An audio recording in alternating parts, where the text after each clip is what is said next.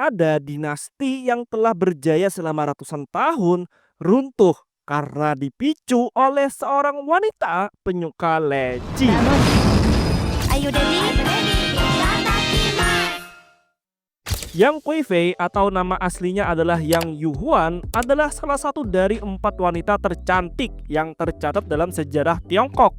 Mereka tercatat bukan karena kecantikannya saja, tapi kecantikan wanita-wanita ini memiliki dampak yang signifikan pada sejarah, entah itu dalam hal baik maupun buruk.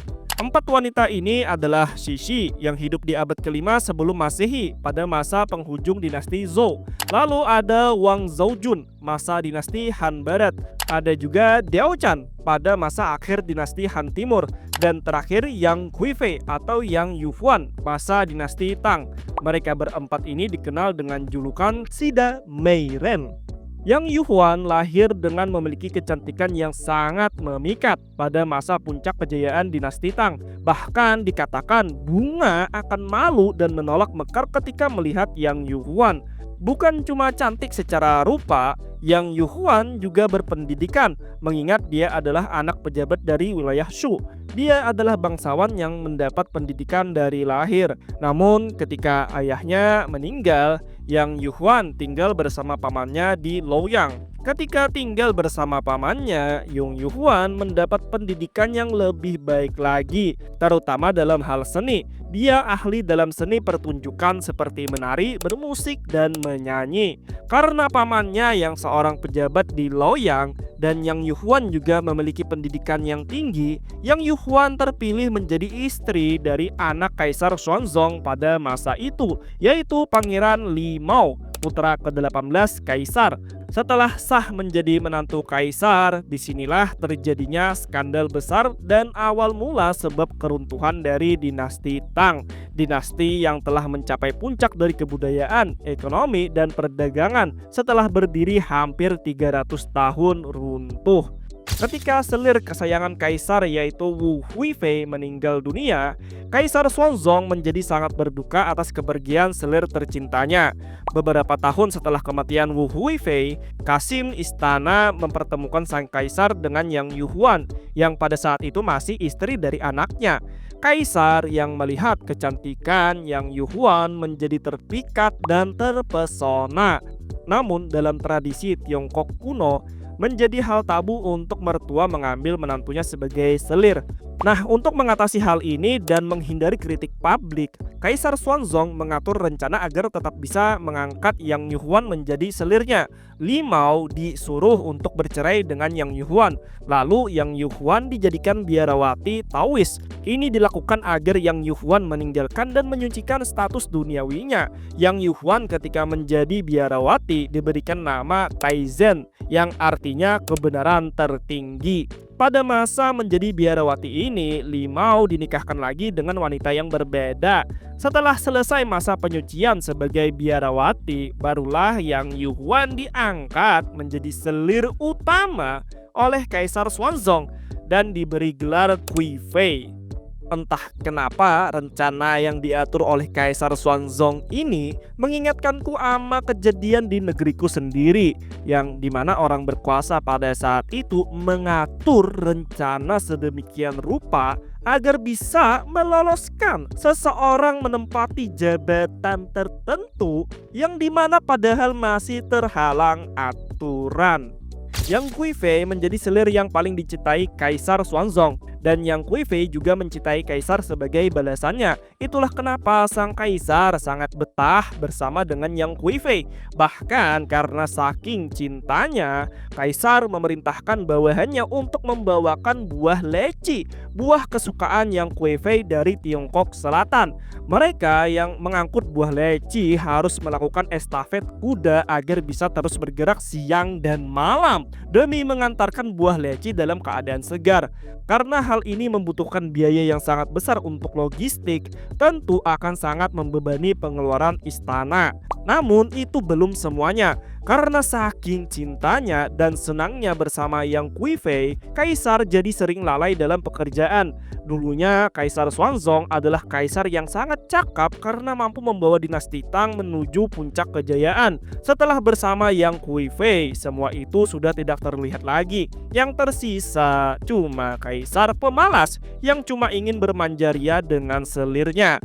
Karena posisi Yang Kuifei yang sangat berpengaruh ini juga terjadi nepotisme yang akhirnya banyak menyebabkan kekacauan dalam pemerintahan, seperti pengangkatan saudaranya menjadi bangsawan. Ketika menjadi bangsawan, saudara-saudara Yang Kuifei ini sering menghamburkan uang istana, lalu menjadikan Yang Gaozong sepupunya menjadi perdana menteri. Dia sering melakukan tindak korupsi dalam pemerintahan. Dan An Lushan yang merupakan anak angkatnya menjadi seorang jenderal yang nantinya akan menjadi pemberontak melawan kaisar. Ya, ini juga mirip dengan kejadian baru-baru ini di negeri kita. Baru banget lagi, masih anget beritanya. Walaupun An Lushan dan Yang Gaozong adalah orang yang naik jabatan berkat posisi Yang Kuifei, mereka berdua tidaklah akur dan sering berselisih dalam pemerintahan. Puncak dari perselisihan mereka terjadilah pemberontakan. An Lushan merasa tidak puas dengan kaisar yang sudah tidak lagi cakap dalam mengurus kekaisaran dan abai akan negara. Dia juga tidak suka dengan tindak korup dari Yang Gaozong.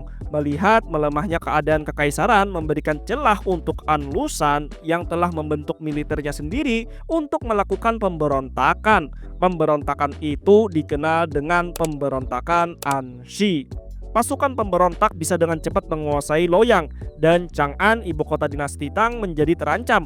Untuk menyelamatkan diri, kaisar dan rombongan pejabat istana melarikan diri ke arah Sichuan.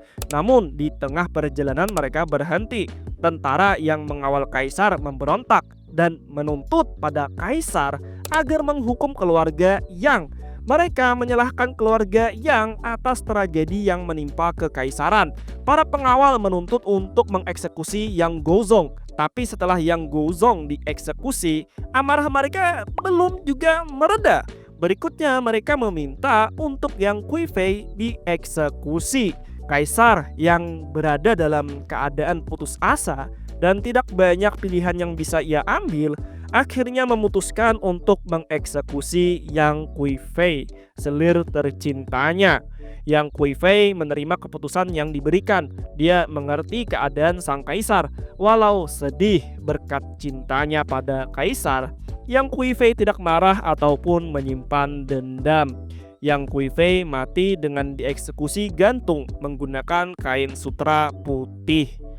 Setahun setelah eksekusi Yang Kuifei, Kaisar Xuanzong kembali ke tempat eksekusi untuk mengambil mayat Yang Kuifei agar bisa dikuburkan dengan layak.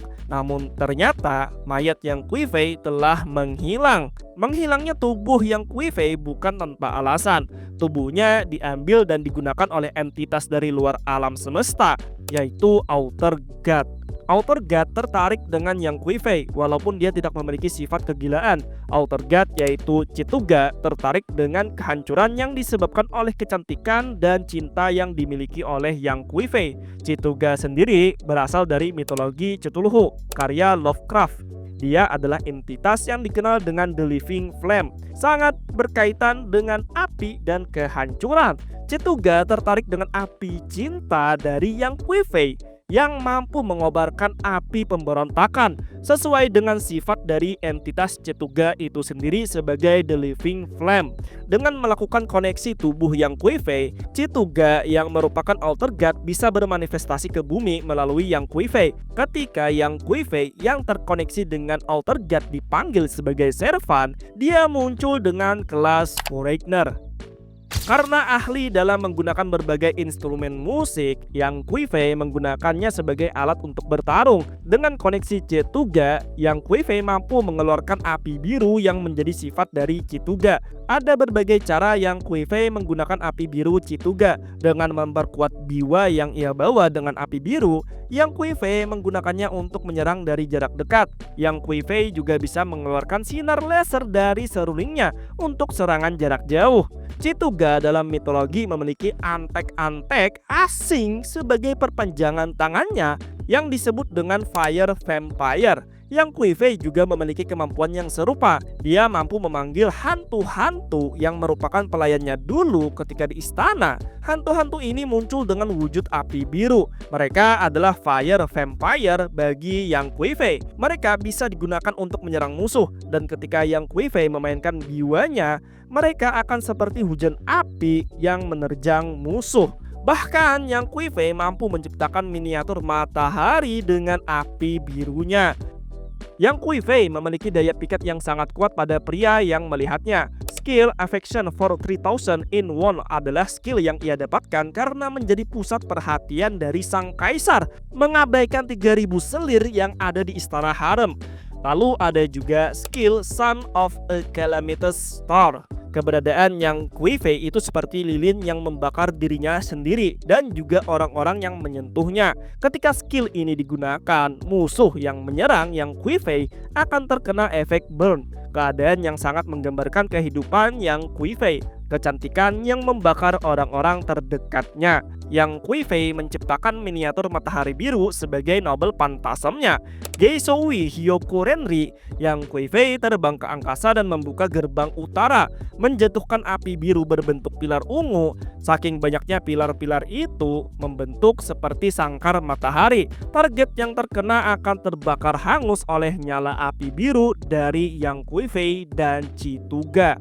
Geisoui Hyokurenri sendiri diambil dari puisi Tiongkok yang berjudul Song of Everlasting Regret buatan Bai Juyi. Di puisi tersebut menceritakan tentang cinta abadi Kaisar Xuanzong dengan Yang Kui Fei.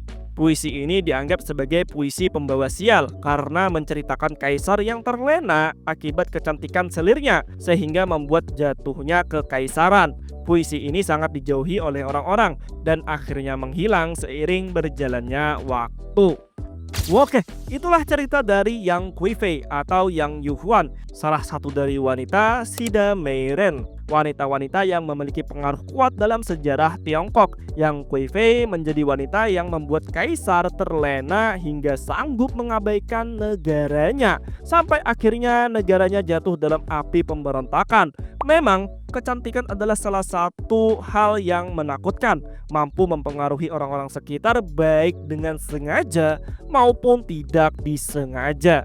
Sampai di sini aja. Kalau ada tambahan atau kesalahan pada konten ini, silahkan koreksi di kolom komentar. Oh ya, tidak lupa aku ucapin terima kasih banyak pada Wahyu Paradox atas donasinya. Agar konten ini bisa jadi lebih rame lagi, kalian bisa swipe kiri di bagian komentar dan beri hype pada konten ini. Yang ingin support lebih bisa gabung membership. Yang sudah gabung aku ucapin terima kasih sebanyak-banyaknya. Terima kasih yang sudah menonton. Akhir kata, see you next time and goodbye.